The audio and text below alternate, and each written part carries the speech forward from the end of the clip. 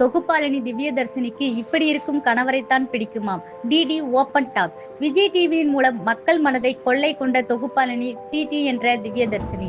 ஜோடி number 1 boys vs careless என்ற தொடர்ந்து பல்வேறு நிகழ்ச்சிகளை தொகுத்து வழங்கி வந்த டிடிக்கு காபி வித் ரெடி நிகழ்ச்சிதான் அடையாளத்தை பெற்று தந்தது. இதுவரை டிடி என்றால் உடனடியாக அனைவருக்கும் நினைவுக்கு வருவது அந்த நிகழ்ச்சிதான். ஆனால் தற்போது இவர் உடல்நிலை காரணமாக நிகழ்ச்சிகள் தொகுத்து வழங்குவது இல்லை.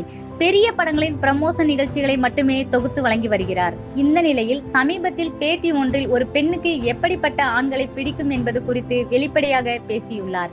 18 வயதில் உங்களை பார்த்து யார் வீரமான ஆண்மையுடைய ஆண் என்று நான் கேட்டால் நல்ல உயரமா பைக்கில் வந்து காலரை தூக்கி விட்டுக்கிட்டு ரவுடி மாதிரி இருக்கிற ஒருவனை சொல்வீர்கள்.